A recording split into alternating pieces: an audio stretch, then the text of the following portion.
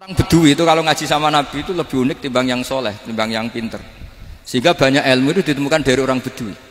Karena cara berpikir itu aneh. Kalau orang soleh, orang waras kan berpikirnya ada aneh, standar. Jadi orang Bedui itu aneh. Pernah suatu saat Rasulullah itu khutbah cerita kiamat. Wah, dahsyatnya kiamat kayak apa?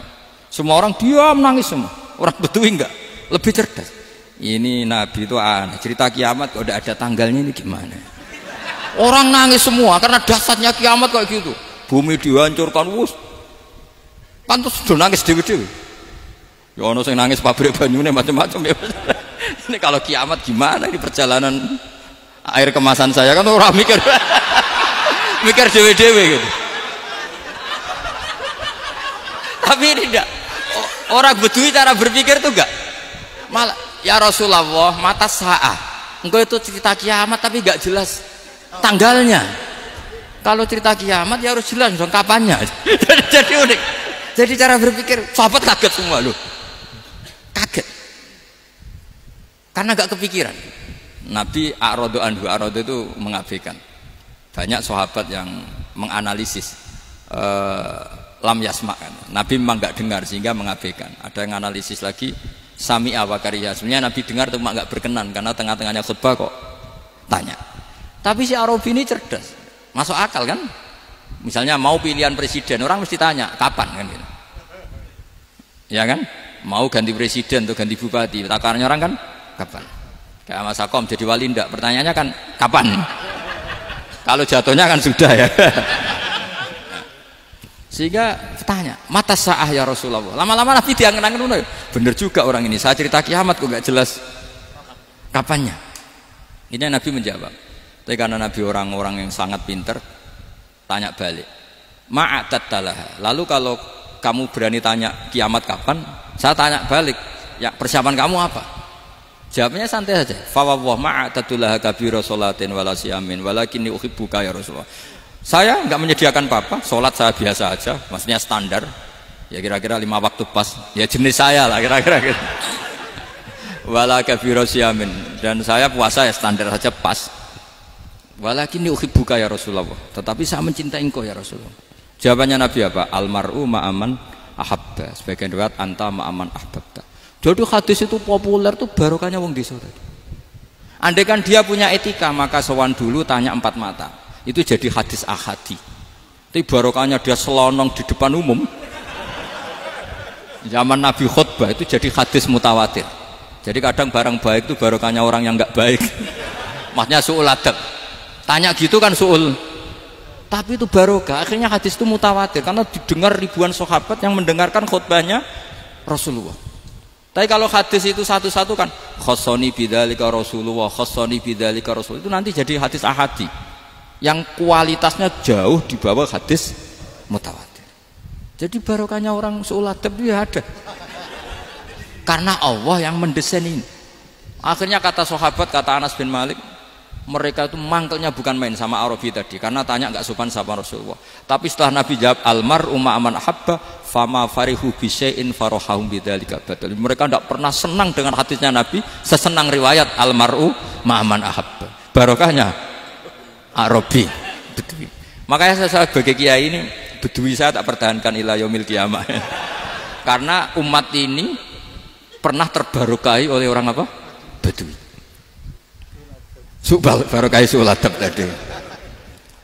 Jadi mohon ini supaya majelis ini kan majlisul iltorti Rasulullah, coba terlatihlah mengatakan Allah itu subjek, Allah itu al-fa'ilul mukhtar, Allah itu al-fa'ilul mukhtar, Allah itu yang menentukan alam ini. Dan Allah mensifati dirinya wa annahu huwa adhaka wa abka. Allah itu zat yang memberi orang itu bisa tertawa. Dan Allah juga yang memberikan orang itu bisa menangis. Mbok kayak apa kamu neror umat, wah amal nggak mesti diterima gini-gini. Ternyata neng majelis nangis ya, mulai guyu. Kadang guyu-guyu ngenyak tenang nih. Daripada apa ya agak-agak merodok orang yang dohirnya beda dengan batinnya, nggak perlu distatuskan seperti itu. Ya sudah biasa saja. Jadi, nah, fi muqaddimihim, imam besar dalam manhaj ini namanya Abul Hasan apa? Asyadzili. Abul Hasan Asyadzili itu kalau ada orang tanya gini, Bim, Beb saya ini susah, sholat saya tidak mesti diterima Allah gini-gini, marah. Enggak usah. Kafa bika jazaan an radiyaka laka ahlan. Sudah kamu ditakdir pernah sujud itu sudah keren. Saya itu andaikan dapat kabar dari malaikat bahwa sholat kamu tidak diterima, saya tidak susah. Bukan karena sombong. Pernah ditakdir sholat sujud ning Allah itu keren. Kayak apa malunya kita ketemu Allah kemudian kita di bumi tidak pernah sujud. Makanya itu Abul Hasan Asyadzili kowe ora usah mikir salatem ditampa taro ora usah mbok mikir. Kowe ditakdir tau sujud itu hebat. Kafa bika jazaan an radiyaka laka ahlan. Cukup kamu mendapat balasan dari Allah, kamu pernah ditakdir sujud. Gak perlu ngaji alim alama, gowo sawi ngalor ngidul jalalain keren. Paling gak malaikat pernah melihat kamu, wah gowo tak kitab kuwedi. Gak penting paham, gak penting. Karena isra bakat paham Mas. Jadi Abul Hasan Asyadzili adalah orang yang, dan itu Al-Hasani ya, dan itu Al-Hasani. Makanya macam-macam kita yang Al-Husaini sudah kita punya Faqih Muqaddam, punya banyak. Di Al-Hasani yang paling populer diantaranya adalah Abul Hasan Asyadzili. Beliau itu kalau ngendikan sesuatu itu positif terus. Termasuk itu ketika ada orang resah sholat saya diterima ndak, kata beliau wes sing sempurna ditakdir tahu sujud. Saya itu sebetulnya kadang-kadang miris, wah sholatku tompo tora, tapi saya sangat sadili, sangat sadili. Saya nggak pernah berdoa ya Allah ibadah kami jenengan terima ndak, karena takut kalau doa gitu keterusan itu terus ditompo ora, akhirnya keterusan gitu, akhirnya ngenes. Masa orang pernah sujud ngenes? Lama-lama gini setan masuk, apa artinya saya sujud ternyata nggak diterima? Lu wong kawula kok iskal tentang pernah sujud. Itu kan ibarat gini, kamu ngasih uang sama orang tua kamu, misalnya Habib Soleh ngasih uang Habib Ali, terus apa artinya tak kasih, kemudian beliau tidak terima kasih, itu kan lucu. Terima kasih tidak terima kasih, seorang anak ngasih orang tua itu keren. Makanya saya bangga dengan Habib Soleh ketika beliau mengumrohkan Habib Ali, sudah mendaftarkan haji Habib Ali. Gak usah mikir diterima apa enggak, wes keren, itu sudah perilaku yang keren, yang hebat. Makanya saya sering ada orang mau cerai tanya saya, Gus saya ini cerai gak, istri saya kurang ajar gini. Gak usah. Tapi bojoku lo judes. Uang di bojoku wis keren, paling gak kowe ra darani jomblo.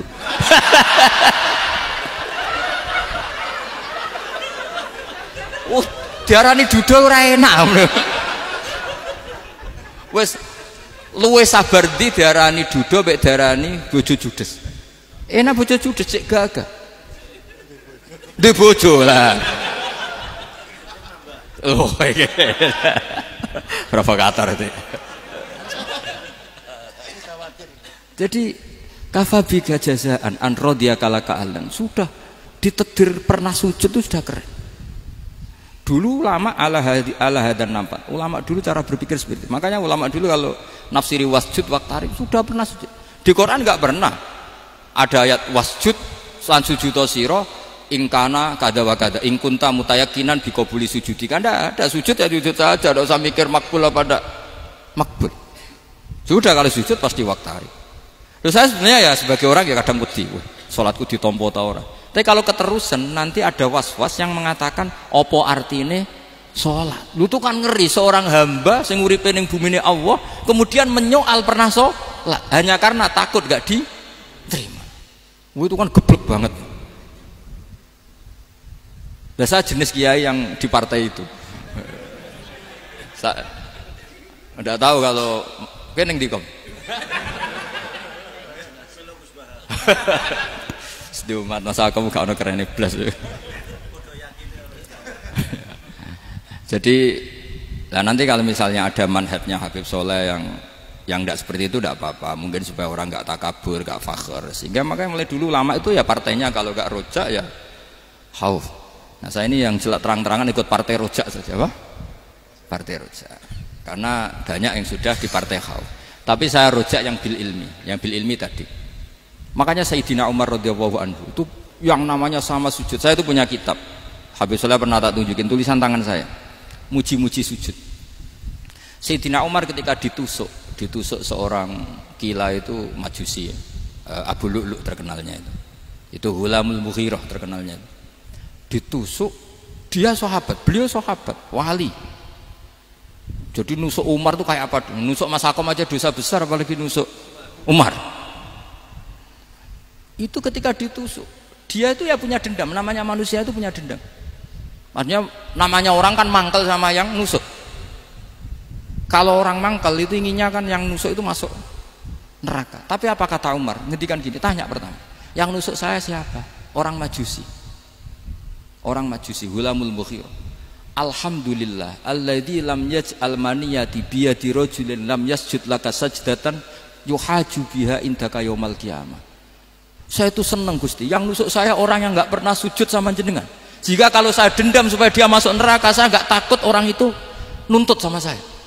Tapi kalau dia pernah sujud, pernah sholat, kemudian dia masuk neraka karena nusuk saya, kemudian dia berargumentasi, saya pernah sujud ya Allah, kenapa engkau masukkan neraka? Saya tidak berani jawab ya Allah, saking hormatnya sama yang namanya sujud. Jadi kamane dendamnya kesampaian, cara Jawa ya, dendam dengan tanda kutip ya, tidak makna semestinya. Jadi mangkel mbek sing nusuk, nak mlebu neraka pantas, wong ora tau sujud wae Gusti gitu. Tapi kalau pernah sujud, kemudian dia masuk neraka karena saya, bisa yuhajuni biha yaumal qiyamah. Jadi kayak apa sujud? Saya apa? Nabi itu kalau muji sujud sampai ngingatkan wa hatta takuna sajdatul wahidatu khairan minad dunya wa ma fiha. Nanti kalau kamu di akhirat ketemu Allah, kenangan terbaik kita apa? Di dunia pernah sujud. Keren aja. Cara ning pondok wis tau bayar seharian lho. Cara sowan kiai tau ngamplopi Mas. Wis go jajan. Nah tapi kadang setan itu masuk tadi. Apa artinya sujud gak mesti ditompo, apa artinya sowan Habib ngaturi ra mesti ditompo, ngaturi kiai. Akhirnya ada ketakutan. Nah kalau ketakutan ini berlebihan lama-lama, ma faidatus sujud. Wah itu sudah buruk sekali, wong hamba kok tanya ma faidatus sujud. Nah ini di pentingnya mazhab-mazhab Syadzili. Jadi saya ngaji agak-agak uraan wa amdan. Kalau ini watak sudah, bukan. Jadi uraan itu ada dua, ada yang amdan bismil ilm, ilmunya banyak terus milih manhaj. Insya Allah saya partai itu. Ada yang uraan bakat Mas. Ada ya? Ada apa banyak? Nah sebetulnya khauf juga gitu Bim. Ada khauf itu karena ilm. Ada Habib alim alama atau kiai alim alama, dia tahu masyarakat kalau ngikuti Gus Bak nanti jadi fakhr, kurang tawaduk, terus dia milih partai khauf.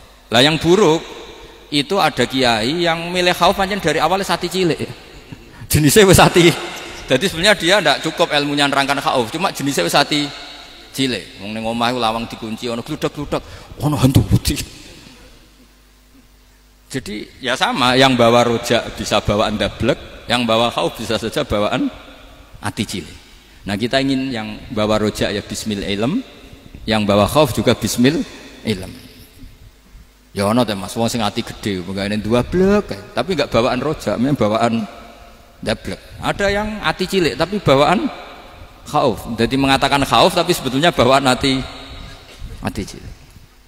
Nah, kita inginnya ndak kalau rojak ya bismillah kayak Abdul Hasan Asyadzili, kalau yang kampanye khauf kayak Said Abdul Haddad bawaan apa? Ilm.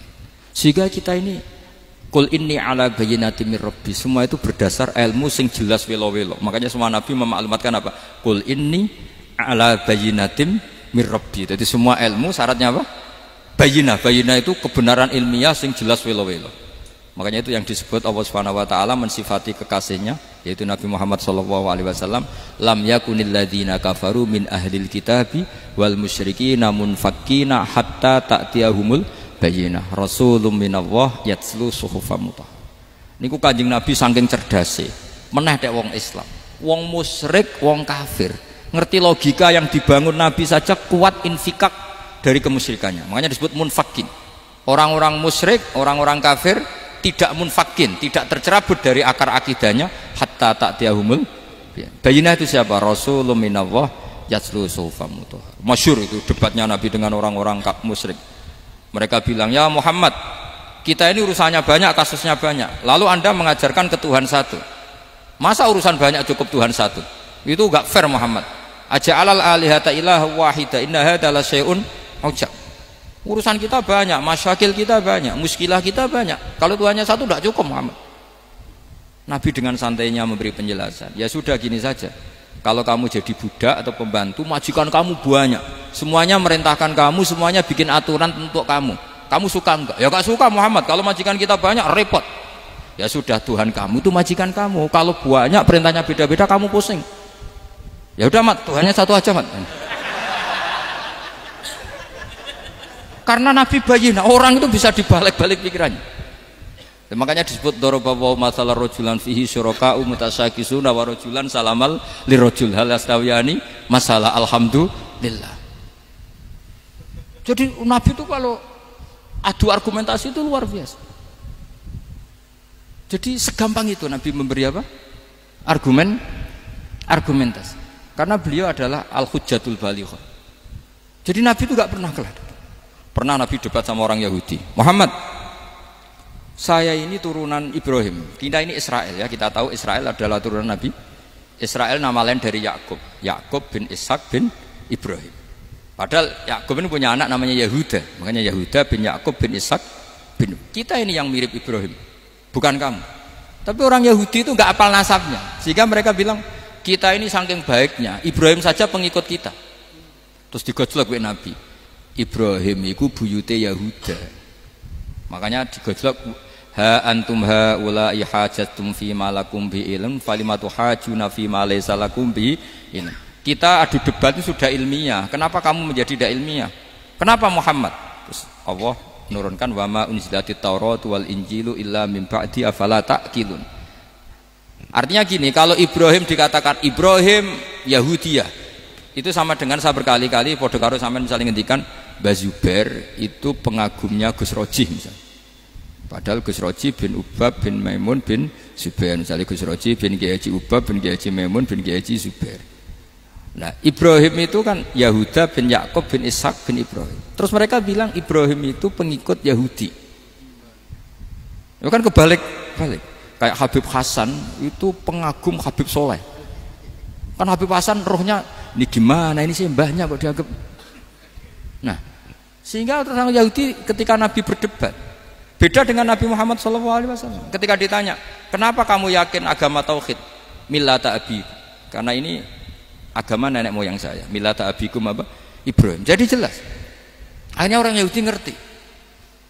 Ya kan sama dengan mengatakan tadi Pak Karno itu pengagum Puan Maharani. Kan aneh gak kalimat itu? Mbah Hasyim Asy'ari itu pengagum Gus Dur. Gak lucu. Itu debat. Jadi Nabi itu orang yang bayinah. Bayinah itu kalau menerangkan kebenaran itu bahkan orang kafir pun bisa infikak, bisa munfakin, tercerabut dari akar kekafiran. Nabi itu mudah sekali merubah logika. Makanya di Quran sering ada kata aro'aitum, karena memang tadi. Nah saya mohon apapun pilihan anda rojak kayak Abdul Hasan Asy'adili tadi. Ketika orang resah sujudnya diterima apa enggak, sholatnya diterima apa enggak, beliau bisa berargumentasi betapa pentingnya sujud. Wes aja kowe iku kawula, tahu sujud itu keren. Saman bayangkan betapa malunya kita kalau kita ketemu Allah kemudian di dunia enggak pernah. Lho paribasane kula mlebu swarga lah iku isin. Mlebu swarga tapi ning donya ora tahu isin. Sama seperti kowe di guru saurip-uripmu ora tahu salam templek isin. Kira-kira seperti meskipun salam templek ora penting ya ora penting toh, misalnya soleh salam templek 50.000 duwe wis akeh ngono kan nak masakom penting kudu rokok. Itu bukan nilainya kok, betapa malunya kita. Saya dulu mau sarang andai kan tidak pernah khidmah sama malu tenan sebagai apa? Santri. Makanya Sayyidina Umar ketika beliau dibunuh orang itu pertanyaan pertama, dia pernah sujud enggak pernah. Andai kan dia pernah sujud, maka saya tidak berani masukkan dia masuk neraka. Takutnya dia protes sama Allah, ya Allah saya pernah sujud kenapa harus di neraka? Atau Umar ditanya Allah gini, Umar, kue ridho wong sing tahu nyembah aku kemudian dia di neraka? Kayak apa? Jadi makanya Umar ketika wafat ketika alhamdulillah alladzi lam yaj'al maniyati biyadi rajulin lam yasjud laka sajda. Ya jadi saya mohon sekali jadi majelis ini sebuah majelis mubarak, caranya tauhidnya dibenarin ya, tauhidnya dibenarin. Jadi Allah itu adhaka wa abka, Allah itu al-hadi, Allah itu ar-razzaq. Sehingga menteri ekonomi mbok salah rumusé lah wong tetep mangan. Mergo Allah itu ar-razzaq. Mbok negara dikelola keliru lah wong tetep mangan, wong Allah itu ar-razzaq. Kiai rada akeh sing di masalah. Tapi ya tetep agama ini jalan. Lho andai kan syaratnya agama ini bener, wah ya repot. Kowe iso bayangno masakom bener terus.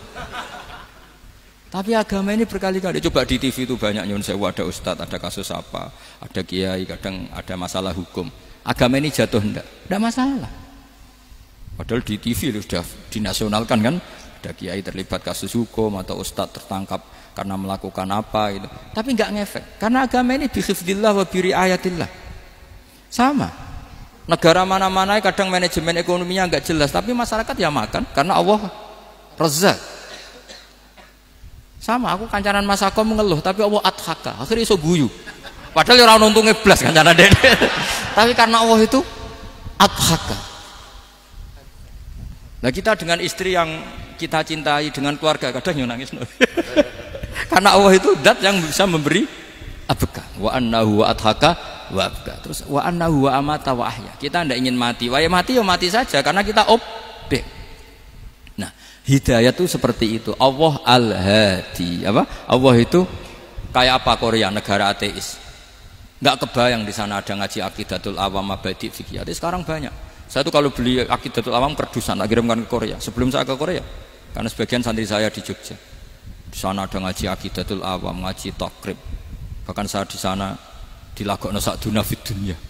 Kayak apa Allah kalau ingin bikin hidayah? Karena Allah itu al-hadi. Wong Indonesia digerakno seneng duit. Bareng wis seneng duit mau apa? Korea. Setelah di Korea tersiksa karena enggak ada tempat sujud. Akhirnya urunan.